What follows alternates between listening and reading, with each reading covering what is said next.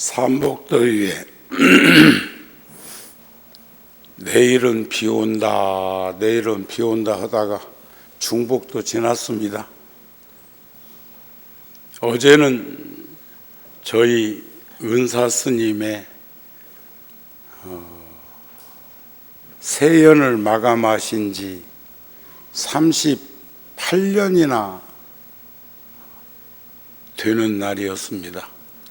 구룡사, 열애사, 분당 장안사, 연화사, 인천 보명사 등 불자들이 함께 해주시고 하한거 결제 중이라 산중에 정진 대중들까지 모두 통도사 설법전에 가득 동참해 주셔서 너무 기쁘고 고맙고 감사했지만 하도 전생에 잘 사셨기 때문에 제가 통도사 주지소임 보면서 결제 때 보면 원체 산중이 커서 어른 스님들 달해제 모시기도 자주 있다 보니까 정진하는 대중들에게 미안한 마음이 들고 또 그 더위에 큰절까지 내려와야 되고 올라가야 되는 그런 것들이 안타까워서 구룡사에서 이젠 달해제를 지내면서 지금 금생에 어딘가 오셔서 출가 사문이 되어서 수행을 잘 하고 계실 거라고 믿는 우리 스님을 위한 달해제는 권속들과 인연 있는 불자들이 그냥 하면 좋겠다 싶었는데 여기 매달 오시는 전 중앙성가대학 종범 스님께서 총장 스님께서 나한테 간곡하게 말씀하시기를 일찍 가시기도 했지만 그래도 제자들이 눈부니 떠 있는데 너 생전에는 본사에서 스님을 기리는 주무제를 했으면 좋겠다는 말씀을 하셔서 도로 통도사로 모시고 내려갔습니다. 어제도 제가 대중들에게 그런 말씀 드렸습니다만 우리 스님이 49살에 세상 떠나셨습니다. 지금 같으면 청년이에요, 청년. 그런데도 그렇게 많은 이들이 기리고 많은 이들이 아쉬워하고 많은 이들이 함께 자리를 하는 걸 보면 시간적으로는 중요하지 않다. 하루를 살지라도 잘 살다가 가야 되겠다는 그런 마음이 들었습니다. 또 제가 20대 불과 중반에 나이 30도 되지 않았을 때 저희 스님 제자들 중에 제가 제일 먼저 인연을 맺었는데 30도 안 된 정우를 두고 떠나셨을 때는 억장이 무너졌어요.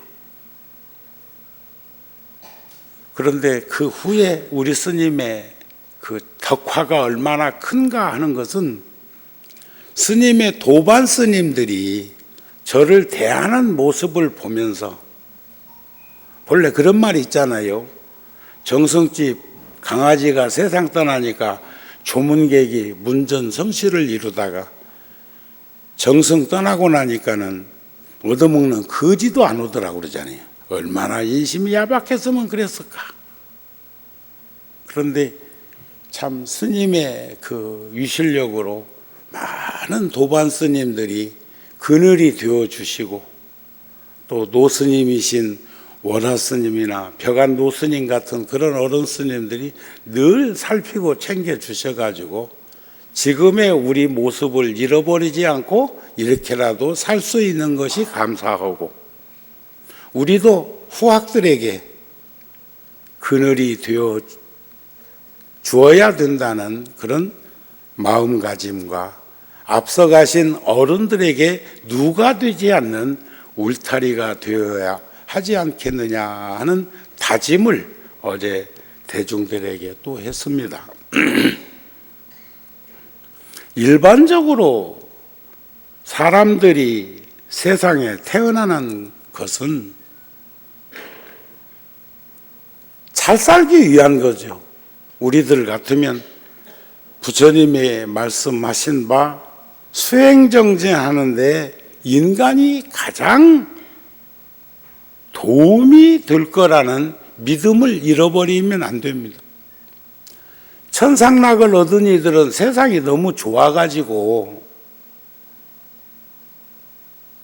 우리들만큼 그렇게 수행하고 정진하는데 도움이 되지 않는데요. 전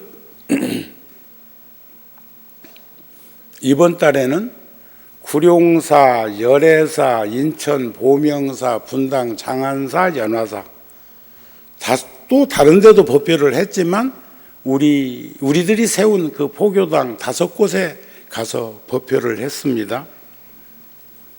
어저께도 공항에는 19만 명이 인천공항을 통해서 해외에 나갔대요. 또 들어오는 사람은 또 얼마나 많이 있었겠습니까? 비행기가 1000대가 떴다 내렸다 했대요. 어저께 5시에 출발한 우리 불자들이 통도사까지 오는데 한 4시간 안 걸리면 오거든요. 그런데 5시간 반씩 걸린 거 보면 전용도로를 타가지고 왔을 때인데도 불구하고 그렇게 길이 막혔다는 것은 얼마나 유동인구가 많았었는가를 단편적으로 보이는 모습이라고 생각이 들었습니다. 그런데 일산에는 휴가 가신 분들이 꽤 많은 모양이에요. 일산이 100만 도시예요. 100만 도시. 무궁무진해야 돼. 그릇대로 담긴다고 휴가 갔더라도 또 안 간 이들은 함께 해야 합니다. 그런데 어느 때 보면 말이죠, 어떤 달에는 일요일 날하고 초하루하고 맞물려 있을 때도 있어. 8월 달에는 또 초하루가 또 저기 10월 달에는 초하루가 토요일 날하고 물려 있어가지고 내가 미국 뉴욕 원각사에 10월 첫째 주 일요일 날 신도 총회를 하고 이사회를 해야 되는데 토요일 날 법회하고 초하루 법회하고 저녁 비행기로 간다고요. 갔다가 월요일 날 또 다음 일정 때문에 월요일 날 0시 50분 타고 또 올 거예요. 왜? 그런 일들이 시간 속의 공간이라는 건 그런 거 아닌가요? 그런데 서양에 가보면 천신만고 일요일 날 하루 법회 오는 것도 마음 먹고 다짐하고 마음 먹고 다 잡아서 출발해야 와. 그래도 여러분들은 마음만 먹으면 아무 때나 절에 올 수 있잖아요. 새벽부터 저녁 늦게까지도 그렇고, 어떤 불자들은 100일씩 지금 지장제일, 우란분제일, 지장기도 할 때는 49일 동안 하루도 안 빼놓고 오시는 분들도 있는 것 보면 그분들은 복받은 이요, 지혜로운 이요, 아무나 할 수 있는 일이 아니야. 그런데 우리나라도 점점 물질의 풍요는 극에 달했어, 극에. 우리 어렸을 때 떠올려 보면 지금 우리가 상상할 수 없는 부를 누리고 사는데도 불구하고 마음에서 긴장되고 마음에서 쫓기는 그 시간들의 여백은 점점 수갑 조여들듯이 우리들의 인생을 쪼고 있는 것이 아닐까 싶습니다. 제가 한창 활동하던 80년대 중반, 90년대 중반 요 시기에 구룡사에 제가 앨범 사진을 보다가 하염없이 눈물이 나던데, 백고잡 같은 거 할 때 그 큰 법당에 인산인해로 앉아 있는데 앞모습만 사진에 보이는 것이 아니라 뒷모습에도 사진 보이거든요. 에너지 기운이 막 파워적인 그런 힘을 발휘하는 것을 보면서 사진 속에서도 그게 빛이 비치다. 나는 조금 있다 내가 시간이 허락되면 뉴욕 원각사에서 목수로 일하는 70 노인의 글을 하나 내가 들려드리려고 그럽니다. 요즘 몇 군데 법회 하는 곳마다 그것을 낭독해 드렸는데, 그분이 시인이었고 그분이 철학자였고 그분이 예술가였습니다. 20대 젊은 나이부터 70이 넘어갈 때까지 목수의 한 길을 걷고 있는데, 그 목수가 나무를 놓고 대패질하고 끌질하다가 한 생애를 우리 화두 참구하듯이 살다가 산 것이 아닐까 싶은 그런 분의 글인데, SNS에 그분 글이 올라가 있는데 참 너무 막 가슴이 뭉클했습니다. 안 갖고 왔는가 봐.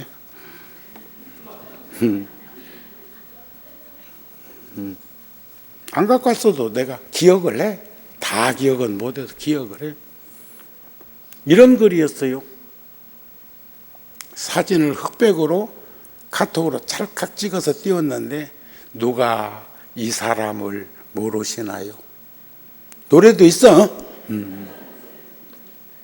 그런데 노래가 있다는 말은, 다들 알고 있다는 말은 다 쓰고 있는 말이라는 말이고 가슴에 담겨져 있는 말이기도 해. 그러니까 누가, 이 사람이 그 사진을 한 카트 자기 모습을 찰칵 찍은 그 얼굴을 누가 모르시나요? 지금 자기는 그 사람 모르는 거예요. 그 사람은 자기가 아닌 거예요. 그러면 진정으로 그분이나 여러분이나 내가 생각하는 나는 누구일까? 내 모습은 어떤 모습이 참 내 모습이었을까? 그런 거 아닐까요? 그러니까 누가 이 사람을 모르시나요? 나 아닌 나를 찰칵 했더니만 웬 할배? 그러니까 자기도 모르게 할아버지가 된 거예요. 자기도 모르게. 왜 몰랐겠어? 날마다 봐서도 무심히 봤을 수도 있고, 세월이 그렇게 빠르다는 것을 단편적으로 표현하는 말이야.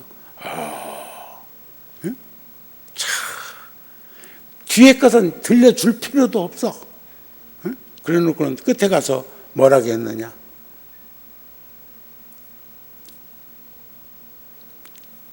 사진 속에서도 잡힌다는 것을, 모습을 볼 수 있다는 것을, 느낄 수 있다는 것을, 그런 말 아닐까요? 그러면서 대중들한테 열심히 삽시다, 그런 말로 끝맺음을 했어. 그럴 때마다 또 떠오르시는 분 한 분 안 있습니까? 롯데 신격호 회장 같으신 분도 일본에서 모진 어려움을 겪으면서 기업의 CEO가 되시고, 가난하고 힘든 대한민국에 유통할 수 있는 아이템을 가지고 껌 몇 통 들고 온 게 롯데 껌 아니야. 롯데 라면 아니야. 지금은 농심이지만. 그래가지고 10대 그룹의 하나가 되셨는데, 그분의 시간, 우리보다 빨리 간 건 아니지만 50년, 60년, 70년이 산매에 들었던 것처럼, 그분이 허물이 있다면 돈을 너무 많이 번 허물, 죄가 있다면 회사를 너무 많이 늙혀 잡은 그런 것이 죄라면 열심히 산 것이 죄였겠죠. 절대 흉보시면 안 됩니다. 우리 불자들은 사람들을 함부로 평가하면 안 됩니다. 그런데 요즘 우리들 주변에도 시간에 쫓기는 인생을 너무 많이들 살고 있어. 여백의 공간을 가질 수 없어. 여유로움을 느끼지 못하고 살고 있어.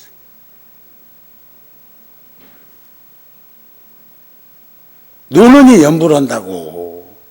이런 법회 시간에는, 기도 시간에는 함께 하면 얼마나 좋겠습니까? 그런데 서구화되어 가면서 서양화되어 가면서 물질의 풍요에 매몰되어 가면서부터 우리는 시간을 놓치는 거죠. 무엇이 중요하고 무엇을 해야 될 것인지를 놓치고 있는 거죠. 제가 97년도에 여기 가건물 지어놓고 열애사라 이름 붙여놓고 1년 동안 땅 팠고 1년 동안 골조했고 2년 동안 안한팍 모양새를 다듬어서 열애사가 완공되었습니다. 4년 가까이 걸려서 이 불사가 이루어졌는데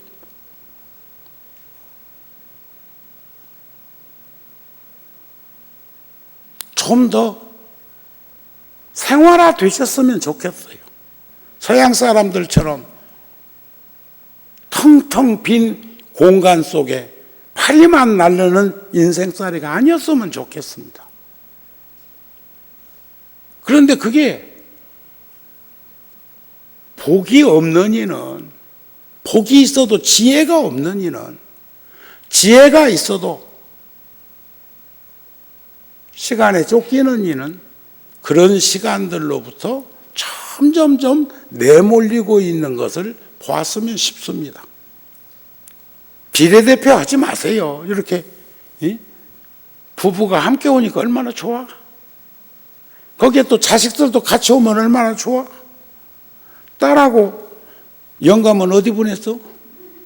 같이 왔더니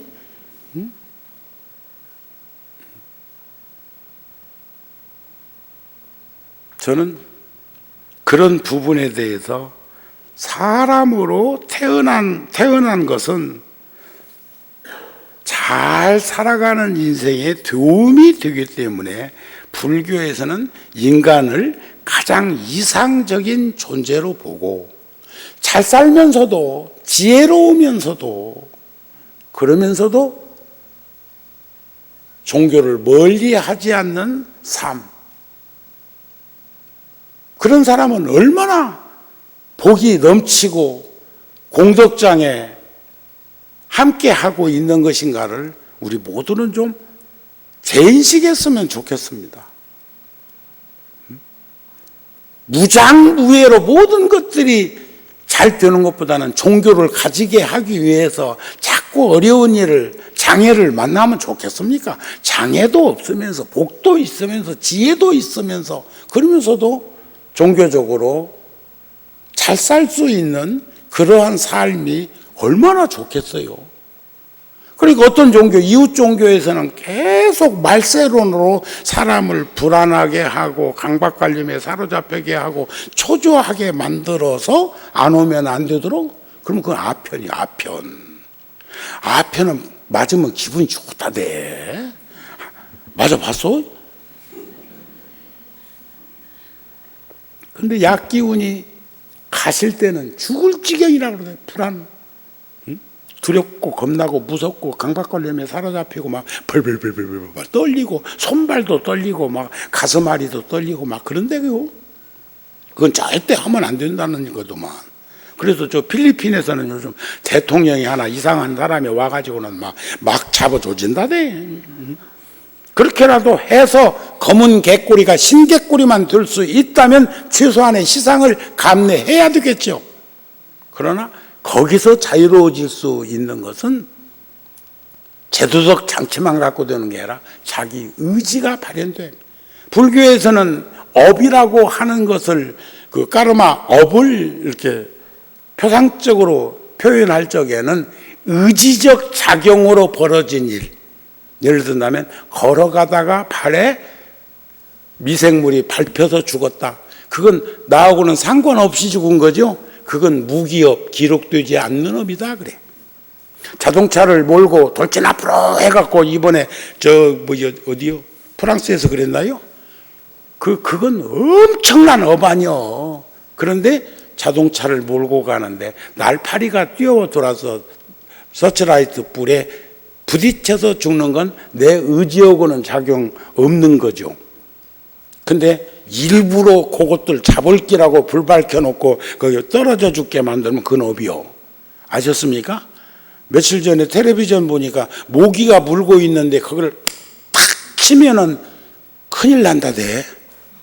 그러면 원결을 지어가지고 거기다가 주사기 꼽아놓은 거 그냥 그대로 딱 거기다 품어버려가지고 전염 돼가지고 죽는 사람도 있대야. 그건 털어내라 카대. 털어내랴. 털어내고 잡아도 털어내라고 하더라고. 그 모기가 물쪽에 치면 안 된다대요. 참 불살생이다.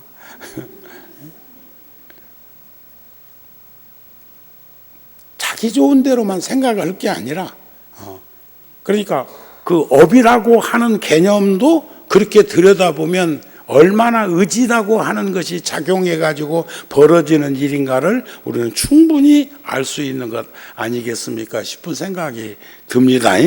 아셨죠? 그러니까 있을 때 잘하라고 하듯이 잘 나갈 때 잘 살자고요. 누가 아이고 내가 조금만 더 벌면 시주도 하고 조금만 더 벌면 내가 불교를 위해서 뭔 일을 한번 해볼 기라고 하더니 아나 보리 개떡이다. 안 되더라고. 안 돼요. 절대 뒤로 미루는 일은 없었으면 좋겠어요. 그러니까 좋은 세상에서 살면서 더 좋게 살기란 지혜가 없으면 안 되는 거죠. 인간적인 미덕이 발현되지 않는 거죠. 그렇지만은 세상에 점점 험해져야 그 종교가 살아남는다고 하면 그것은 아편에 불과하다는 거예요. 우리는 윤활유적이고 비타민적인 삶의 의미를 부처님의 가르침으로부터 받아야지 아편이나 그런 히로폰 같은 그런 것이 종교가 되거나 법이 되어서는 안 될 거라고 생각합니다. 난 참 걱정이요. 걱정. 3만 원, 5만 원, 10만 원, 10만 원도 매일 쓰면 1년이면 3,650만 원이요. 적은 돈 아닙니다. 매일 쓸 수밖에 없는 사람도 있겠죠. 그런데 미풍양속과 정, 그것을 돈으로 규제하고 규정한다는 것은 참으로 불행한 일이에요. 그게 뭐 한 1,000만 명이 해당된대요. 조심들 하시오. 그래 놓으면서도 그 기구에 있는 사람들은 자기들은 민원 해결한다는 이름을 갖다가 붙이면 자기들은 또 빠져나가대. 아이고.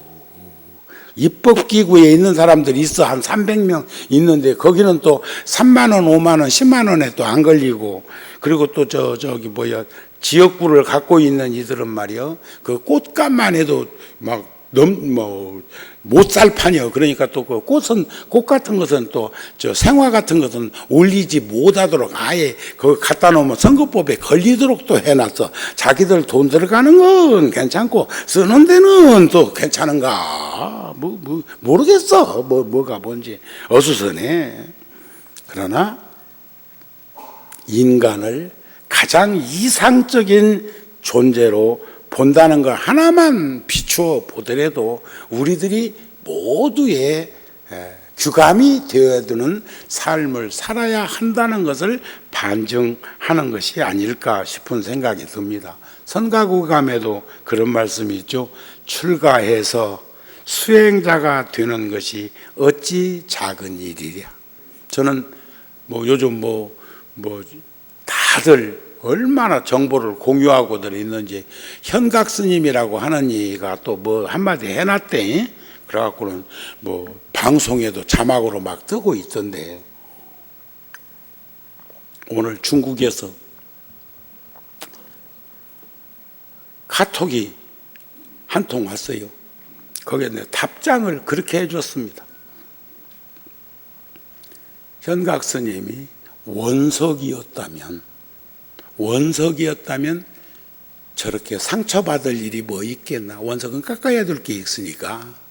그런데 다이아몬드라고 지가 생각했는갑다. 그러니까 상처받아갖고 저지서지. 그 사람도 하버드에서 화개사까지라는 글 한 권만 썼어야 돼요. 2권은 안 썼어야 돼요.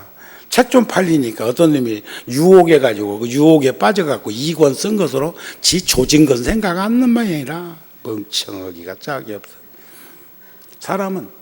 사람은 침묵보다 더 어려운 것이 할 말과 하지 말아야 될 말을 구분 지을 줄 아는 인생입니다.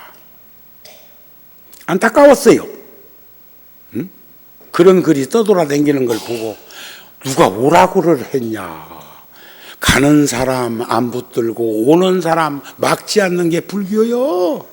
응? 그런데 지가 좋아서 25년 전에 왔다가 지가 쓰러면 그냥 슬그머니 가지. 나 간다. 무슨 시카고 저 뮤지컬의 한 장면이냐. 음악 달라고 하게. 멍청하기가 짝이 없어. 거기에 연연하고 놀아나지 마세요. 그냥 갈 때는 조용히 가는겨. 뒤안길로 가는 거요. 누가 오라겠나 가락해나 가락한 적 없어.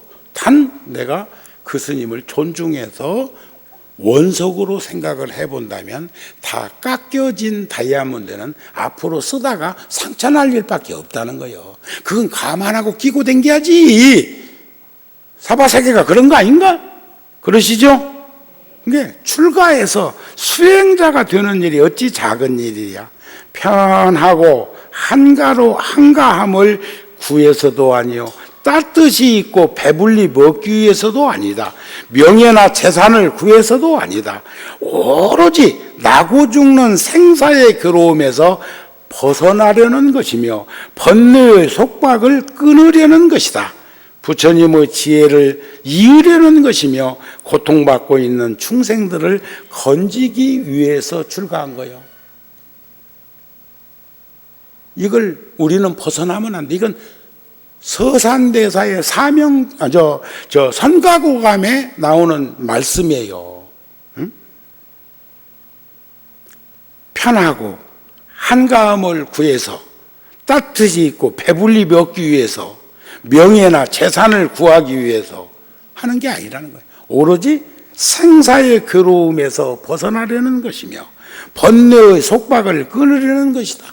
번뇌의 속박. 번뇌는 탐욕과 성냄과 어리석음의 속박을 끊으려는 것이다. 그리고 부처님의 지혜를 이으려는 것이며 고통받고 있는 저 중생들을 건지기 위해서 출가 사문이 된 것이라면 그런 말을 해서는 안 돼. 들어놓아가지고 천자방에다가 가르침 딱 봤더만 뭐 남의 얼굴만 떨어지냐? 지 얼굴은 안 떨어지고. 그건 애종심도 애사심도 없는, 그것은 문화적 차이야. 서양 사람들이 가지고 있는 문화적 차이. 그분도 참 고운 분인데 그런 말을 그렇게 SNS에다가 띄운 걸 보면서 아직 멀었다. 그러나 저는 위로하고 싶은 것은 원석이었더라면 저런 일이 없을 것을 다 다듬어진 다이아몬드로 살다가 상처 입는 것을 견디지 못하는구나 하는 생각이 들었습니다. 자, 우리들은 과거, 현재, 미래가 있지만 어제, 오늘, 내일이 있지만 미래를 볼 때마다 미래는 끊임없이 변하지요. 수행 정진이 없는 삶은 그냥 신앙인일 뿐이에요. 신앙인. 아니 괜찮아요. 뻗으세요. 예? 뻗으세요. 두 개 다 뻗어. 아니 그 의자도 놓아드리는 판인데 뭘 못이야? 아니, 그렇지 않아요. 그래도 저기 달라이라마께서 그 달람살라에 가면 응접실이 두 곳이 있습니다. 그런데 가운데로 나오셔요. 가운데 문으로 나오시는데 응접실에 어느 응접실에 의전을 받았냐에 따라서 어디로 방을 가느냐는 달라이라마가 정해. 그래서 서양 사람들이 오면 소파에 있는 방으로 들어가시고, 동양 특히 불교권에서 오면 우리 전통의 관례가 있잖아요. 서로 이렇게 인사도 하고 무릎도 꿇고 저기 과부자도 들고. 그래 그럴 때는 또 그쪽 방으로 가시는 걸 보면서 참 세계를 움직일 만한 분이시다. 오늘 또 조금 전에 내 방에 불자들이 왔는데 가족이 왔어. 근데 낯설을 수도 있거든요. 이번 리우 올림픽에 간 선수들이 지금 시간 차이도 있고 이쪽에서 가려면 막 24시간 막 이렇게 꼬박 비행기를 타고 갔는데도 그 사람들이 한결같은 건 기쁜 마음으로 연습하겠다는 거예요. 훈련에 들어가겠다는 말을 해요. 그게 선수가 기본으로 가져야 될 그런 덕목이라고 생각을 합니다. 그러듯이 우리 불교의 특이점, 왜 우리는 자꾸 부처님의 가르침을 우리의 삶, 우리 인생, 우리 생활에 윤활유적인 비타민적인 것으로 표현을 하느냐? 자연스럽다는 거예요. 자연스럽잖아. 그러니까 오늘 또 그 가족이 왔는데 절에 비례대표로 내 오느냐, 오면은 그냥 전통 방식으로 덥죽이 절을 하고 앉을 수가 있지만 가족이 낯설을 수도 있으니까 내가 얼른 쇼파인데 뭔 절 우리가 보고 손잡았으면 그것도 악수지. 인사법도 많잖아요. 무릎 꿇고 절하는 것도 있고 목례도 있고 어떤 나라는 이맙대기를 부딪히는 데도 있고 어느 때는 볼을 부딪히는 다 그 인사다. 어떤 데는 10% 톡 치대. 아프리카 쪽에는 전혀 그 문화를 우리는 내 방식대로 저울질하고 칼질하고 난도질해서는 안 된다는 거예요. 우리가 금으로, 재료는 금인데 금으로 만든 요강을 선물했다 치자 이게요. 그 요강에다가 소변은 안 보더라도, 왜냐하면 저 세면장이 다 집집마다 집에 있으니까 쓰지 않지만 거기다가 맛있는 음식을 넣어놓고 먹을 사람은 없어. 이게 동양의 정서야. 그런데 금수저로 밥을 먹으면서도 두루마리 휴지를 식탁 위에다 얹어놓고 입을 싹 닦는데 서양 사람들이 그것을 목격하면 우리나라 사람이 유광단지에다가 음식 넣어놓고 퍼먹는 것하고 똑같이 취급할 거예요. 그게 문화요. 그것을 우리는 예단해서는 안 되지 않을까 싶은 생각을 합니다. 그러나 서양 사람한테 유광단지 갖다 주면 그 사람들은 꿀단지로 쓸 거예요. 그리고 서양 사람들은 도로마리 휴지는 세면장 안에서 쓰여지는 휴지에 지나지 않습니다.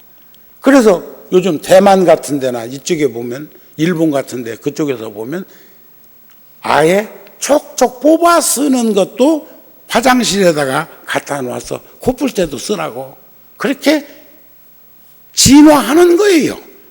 그러나 우리나라는 딱 구분지어져 있는데 그것을 나는 굉장히 잘 사는 집에 가가지고 보았는데 도로마리 휴지가 식탁 위에 얹어져 있는 것을 목격한 적이 있으니까 내가 하는 소리요. 그리고 수저는 금수저대. 자, 수행 정진이 없는 기도는 타력신앙인 신앙일 뿐이에요. 그러나 수행 정진을 통해서 신행 생활이 되어야 되는 것이죠. 심지어 틱낙한 스님 같은 경우는 수행은 예술이다. 그래서 그분은 이렇게 가행정진 걸으면서 하는 수행을 숲길을 걸으면서 자망자망 걸으면서 들숨 날숨을 하고 있으니까 그것을 먼 데서 보면 춤꾼의 춤사위처럼 보일 수도 있으니까 예술이라는 말을 할 수도 있을 것다 하는 생각도 들대요. 우리들도 조용하게 들숨 날숨을 쉴 수 있는, 그리고 가능하면 복식호흡을 하는데 숨은 코로 쉬고 탑교, 뱉는 것은 입으로 내는 거. 걸으면서 그러라는 게 아니고 집에서 이렇게 혼자서 앉아 있을 때는 깊은 숨을 코로 들어 마셨다가 내놓을 때는 입술을 머물고 서서히 길게 내뱉을 수 있는 호흡을 하면 그게 일명 복식호흡의 기조라고도 합니다. 자, 그러나 이렇게 짧은 인생, 제가 이번 8월 달에도 꿈 얘기 좀 해놨는데, 꿈 얘기. 8월 달 우리 붓다지의 꿈 얘기. 근데 아무리 그 글을 써서 원고를 넘기고 나서도 결국은 구룡사에서 살고 있으면서 열애사 올 때마다 무의식 상태에서 자의식으로 인해서 이렇게 입력된 그림이 정발산하고 정발중학하고 열애사하고 요게 포괄적으로 되어가지고 그렇게 반복해서 여러 번 같은 꿈을 꾸는 것이 아닐까 싶은데, 신도시, 그러니까 도시에 제가 어떻게 땅을 사는 것이 신도시가 되고 그게 종교용지로 묶이고 종교용지가 돼갖고 거기다 절을 짓는데 그 절이 무슨 일산 열애사만큼 요 정도 요렇게 요 정도로 뭐 짓는 게 아니고 막 꿈속에서도 엄청나게 크더라고요. 그리고 막 아는 스님들한테, 정우 스님도 장점이자 단점이 자랑하는 거거든. 자랑. 스님도 자랑을 뭘 잘해요. 그런데 상대에게 일깨워주고 알려주기 위해서 하는 것인데, 제 휴대폰은 말이요, 그냥 조용히 있을 날이 없어. 여기저기 내가 그 뭐 불사하는 그런 거 사진 다운 받은 것도 있고 내가 찍어 놓은 것도 있고 해가지고 그것을 또 취합해가지고 가까운 사람들 만나면 그 이렇게 동향, 우리 일사단장한테도 지금 벌써 JSA 판문점에 지금 토목공사 하고 있고 자연석으로 축대 쌓고 있고 옹벽 이렇게 치고 있고 아랫역에서 지금 목수들이 우리 대한민국 소나무로 나무 다듬고 있고 또 종각 밑에다가 울림판 석조로 만들어 가지고 이렇게 절구통처럼 이렇게 해가지고 만든 거, 그런 것을 나한테 이렇게 일하는 쪽에서 보내면 나는 또 우리 사단장한테 그것을 보내주어. 근데 막 신심 있는 불자다 보니까 막 신심이 나가고 좋아가지고 어쩔 줄 모르더라고요. 그러나 그런 시간은 끊임없이 변이하고 이렇게 가고 있는데, 살아온 시간 되돌아보니까 시간이 참 빠르다는 거예요. 시간이 더딘 분 한번 손 한번 들어봐. 더뎌서 못 살겠다는 분, 일각이 여삼주나 환장하겠다는 분 손 한번 들어봐봐요. 들으라면 또 못 듣는, 그러면 고개라도 까딱까딱 해봐요. 하루는 지루할 수도 있고 잠시 잠깐들은 지루한 시간을 만날 수는 있어. 나라고 지루하지 않은 시간이 있겠어요. 아이고 비기 싫은 건 옆에 있으면 되게 비기 싫지, 시간 어지간히 안 가지. 그러는데 지나온 시간을 되돌아보면 자, 빠른 줄은 알아. 시속 100km로 달리는 차도 길거리 서서 그 차 지나가는 속도를 보면 엄청나게 빠른데, 지구는 1시간에 1666.66km를 돌고 있어. 자전하는 속도가 1666km요. 그게 우리들 상상 갑니까? 자동차가 고속도로에서 100km로 가는 시간도 엄청나게 빠른데 1600km로 돌고 있는 지구의 속도를 감당이나 돼? 지금 태양계를 돌고 있는 이 지구가 공전하는 속도가 초당 1000km가 넘는다는데, 초당. 응? 그래서 태양하고 지구하고 거리를 속도로 재보면, 속도 거리로 재보면 8분 거리라는 거예요. 빛의 속도가 30만 킬로미터라니까 1초에 그것이 8분 거리로 떨어져 있다는 거예요. 응? 그런 것들을 우리가 떠올려 보면, 이러나 저러나 지나온 시간 되돌아보면 3, 40년 별것도 아닌 것 같은데 3, 40년이 인생을 좌우하는, 행불행을 좌우하는 기초가 3, 40년 갖고 되는 것은 아니지만, 인생은 이제 젊은이들은 2, 30년 준비해 갖고도 어렵습니다. 사회에 진출하기 어렵습니다. 우리 때만 해도 한 20년, 25년만 준비하면 사회에 나오는데 별 문제가 없었어. 응? 정우 스님도 출가한 지 한 20년 만에 세상에 드러났거든요. 우리는 세속 나이가 아니고 출가 나이가 중요합니다. 제가 약관 33살에 세상 사람들하고 교류하기 시작했는데, 구룡사에 34살 먹던 해에 왔는데 우리 나이로 뱃속에 들어있는 것까지 쳐서, 응? 그리고 30년 사이에 아까 처사 지 얼굴 찍어놓고 웬 할배 하듯이, 나도 내가 나를 찍어놓으면 웬 할배 소리 할 만해. 그전에는 뭐 일주일 보름에 한 번씩 머리를 깎아도 자주 깎는다는 그런 개념보다는 깎아야 되는 그런 정해진 날짜니까 깎았는데, 요즘은 사흘거리로 깎아. 오늘 아침에도 머리 깎고 올까 그냥 갔다가 와서 내일 머리 초하루니까 초하루 때 맞춰서 깎을까 하다 그냥 왔다니까. 응? 머리가 후, 그런 정우도 석주 노스님께는 열애사 지을 때 석주 노스님이 서울에 내가 꼭 모셔와야 될 일이 있어서 온양온천에 가을에 갔다가 노스님 모시고 오는데 저보고 그러셔요. 칠보사로 모셔다 드려야 되는데 스님이 열애사 짓는데 가보자. 몇 번 왔다 가셨는데도 가보자 해서 이제 열애사로 모셔오면서 나눈 거예요. 나눈 거. 그러니까 지금 벌써 내일 모레면 20년 전 얘기입니다.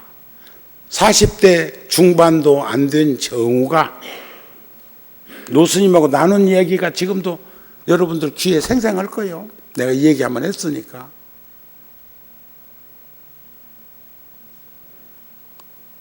내가 주로 구룡사에서 열애사 오는 건 운전을 했는데, 그때는 노스님을 모셔야 되기 때문에 운전할 사람을 데리고 갔다가 온양온천에서부터 쭉 꾸몄는데, 불현듯 노랗게 익은 벼가 고개 숙인 모습을 보면서 내가 노스님께 그래서, 스님 봄인가 싶으면 가을입니다. 그래 가을이요? 응? 노스님도 그랬다 그 말이요. 그때 노스님은 90 넘으셨을 때입니다. 정우는 한 40대시나 됐겠지. 그런데 내가 그래서 노스님 옆에 앉아, 스님 저도 이제 서리가 후였습니다 하고 턱조가리를 들었다. 여기 몇 개 난 것을 노스님한테 보여드린 거예요. 노스님이 씩 웃으시더라고요. 그랬더니 석주 노스님이 하시는 말씀이, 내가 한 10년만 젊었으면 정우가 지금 일산 열애사 짓는 것처럼 나도 하나 해보고 싶은 게 있었는데, 여기서 딱 계산해 보니까 10년이면 80이신데 내가 80 되려니까 30년도 더 필요하대? 응? 그런 경우가 소갈머리 없이 노스님 보고 저도 스님 소리가 그래 관념이야. 나이는 관념 아시겠습니까? 그러나 그 시간 속에 수없이 우리들은 많은 일들을 만나고 부딪히고 피하고 받아들이면서 그 고갯길에서 12고갯길을 넘는 인생을 살면서 여기까지 왔습니다. 여러분들은 지금 현재 몇 고개쯤에 와 계십니까? 보살님? 몇 고개? 12고개 인생살이에서 몇 고개? 응? 아니 수도 없는 게 아니라 지금쯤 나는 11고개쯤에 있겠다 12고개쯤에 있겠다 하는 생각이 안 들겠어. 자, 그래 그동안 우리는 무엇을 하면서 살아왔고 무엇을 얻었으며 지금은 그 무엇을 아직도 하려고 그렇게 목말라 하고 있는 것일까? 인생에 남은 것은 무엇이며 남길 것은 어떤 것인가? 아마도 그것은 어쩌면 허상의 그림자일 뿐 아무것도 아니라는 생각은 들지 않으십니까? 그런데 정우 스님은 아직도 꿈을 꾸고 있다는 거예요. 근데 그 꿈이 미래의 꿈인지 현실의 꿈인지 과거의 꿈인지는 우리 붓다지 8월 달에도 해답은 드러내지 못했습니다. 다만 전생에 꾸다 왔나? 금생에 꾸는 꿈은 다음에라도 꼭 하고 싶다는 일일까? 왜 그 꿈이 반복해서 꾸어지는 것일까? 아마 그것은 무의식 상태에서 꿈으로 드러나는 것은 자의식 속에서 내가 현실적으로 그리고 있는 그림이 있는 것은 아니었을까 하는 생각이 들기도 합니다. 우리 인생엔 어쩌면 단 한 번뿐인 일들도 많습니다. 한 번뿐인 다시 돌아오지 않는 강을 건너는 인생살이도 많습니다. 인생은 생방송이래요. 그런데 우리들 주변에 나도 할 것 없이 재방송 하듯이 요즘은 돈이 많이 들어서 그런가 공중파도 그렇고 방송마다 이렇게 보다 보면 재방송 생방송처럼 하고 있대. 재방송은 재방송이라고 써줘야 돼. 반드시 표기를 해서 거기에 시간 낭비하지 않도록 해야 하고 재방송도 운동선수의 연습처럼 훈련처럼 반복해서 해야 되는 재방송도 있기는 있습니다. 그러나 지나온 시간들을 되돌아보면 재방송 같은 인생만 살아온 것은 아니었을까. 그러나 운동선수가 훈련을 반복하는 것하고는 방향이 다릅니다. 날마다 그날이 그날 같은 인생, 무의미하고 건조한 인생은 살고 있는 것은 아니었을까. 어쩌면 훗날 타성에 젖고 안주해서 무기력증에 빠져가지고 그냥 그것을 요즘으로 말하면 정체성 결여라고 하나요? 아니면 또 그것을 기피증이라고 표현을 하나요? 소심증이라고 얘기를 하나요? 씻고 씻어도 씻은 것 같지 않는 그런 인생으로 전락해 버리는 것은 아닌가. 그래 우리는 참 궤도수정 리모컨 시대에 살고 있는 우리들로서 요즘은 몇 번 해도 나온다 카대. 나는 안 해봤는데 전화기다 대고 아무개 하면 그리 전화가 걸리고 또 내가 어제 아래 누가 대구에서 통도사까지 제가 대구에 약속이 있어서 이제 통도사 가면서 거기서 점심을 먹고 통도사까지 가는데 누가 차를 태워 주었는데 동대구역에서 그 약속 장소까지도 그 차가 나를 태워다 줬는데 그 약속 장소를 자동차 안에서 어디 하니까 어디에 있는 어디십니까? 이렇게 묻더라고. 그냥 그 식당인데. 예? 그러니까 척척척척척척 하더니 내비에 고개 똑 떠버리대. 나도 다음에는 그런 내비 하나 놔야 되겠다. 예? 이야, 처음 봤어. 그런 수도 있을 테다. 그런데 내가 알고 있는 수준은 그것도 깜짝 놀랄 일인데 명함도 못 내놓을 만큼 엄청난 일들이 세상에서 변하고 있는데 그 세상에서 변하고 있는 시간을 꼽아보니까 우리 인생의 몇 곡의 길에서 만났던 인연들일까? 아마 지구가 생긴 한 50억 년 되는 동안에 우리 시대가 가장 세상이 지금 급변하고 있는 세상이 아닌가 싶은데 우리 다음 세대는 상상할 수 없는 일들이 기다리고 있으련만 우리는 거기까지 가지도 못하고 있다. 그런 얘기야. 그래서 능엄경 말씀처럼 견견지시에 견비시견할 수 있는 자세로 살았으면 좋겠어요. 내 근본 잃어버리지 말고 내 도리를 행하면서 볼 것을 보고 줄 것을 주고 할 것을 하는 것은 그것을 일이라고 생각하지 말고 살았으면 좋겠어. 이 계산 저 계산 손익분기점에서 다 털어내놓고 절에 오려고 해갖고야 지생전에 오겠나 이게. 아이고 조금만 내가 더 먼 일이 되면 뭘 하나 불교를 위해서 그게 이바지하지. 그 사람은 금생이 틀렸어. 안 돼. 아셨습니까? 백지장도 맞들면 가벼운 것처럼 우리 모두는 신심과 원력으로 끊임없이 지금 우리가 그 많고 많은 일을 수없이 해왔지만 어제 열반하신 스님이 스승이 살아계셔서 월화 스님이 살아계셔서 우리가 한 푼 두 푼 그 홍법 스님을 기리기 위해서 이렇게 해놨어도 모으고 있었지만 월화 스님 생전에는 월화 스님 이름으로 제가 그런 일들을 구룡사에서 했었습니다. 그러다 노 스님이 돌아가신 지가 이제 12년, 13년 차예요. 그러다 보니까 한 10여 년 전에 노 스님에 대한 그것도 거기는 제자들이 많습니다. 월화 스님 쪽에는. 우리도 제자이기는 하지만 거기에도 우리가 참여를 했지만 홍법 스님을 모시고 동문수학한 제자들과 직계 제자인 저희들이 그동안에 홍법 스님을 기리기 위해서 홍법 문화재단을 설립하고 처음에 한 6억에서 출발을 했는데 지금 한 15억 정도 모았지만 요즘은 은행 금리가 낮아서 그것 갖고는 뭐가 안 돼.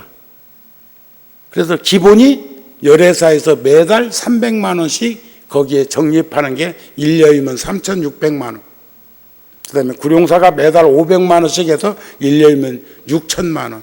다른 포교당에서도 이렇게 해가지고 모여지는 돈들도 있지만 불과 10여 년도 안 됐지만 그 기간에 나눔을 통해서 여기 정발중학교도 오래전부터 매달 21명에게 1학년 7명, 2학년 7명, 3학년 7명 해서 1년 동안 매달 한 달에 5만 원씩 지금 여러 해 됐습니다. 그리고 3학년이 고등학생으로 되면 다시 1학년에서 학교 추천받아서 7명을 해주는데 열애사에서 보낸다는 건 아무도 모를 거예요.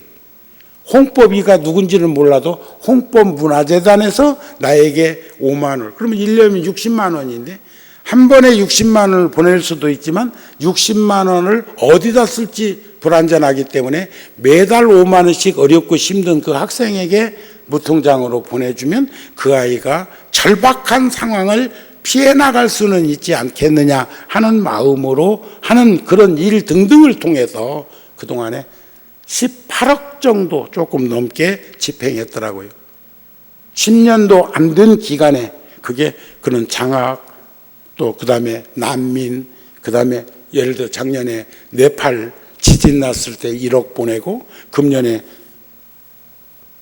판문점에 법당 짓는데 우리가 1억 동참한 이런 것들이 그동안에 그 49의 세상 떠난 스님의 이름으로 그런데 참여한 것이 그 정도의 금액이 된다는 것도 불교 형편으로는 그래도 고맙고 감사한 일이 아닐까. 그리고 그런 일들은 아까 말한 정우 스님이 자랑 잘한다고 했는데 그건 자랑이 아니라 일깨움을 주기 위함이고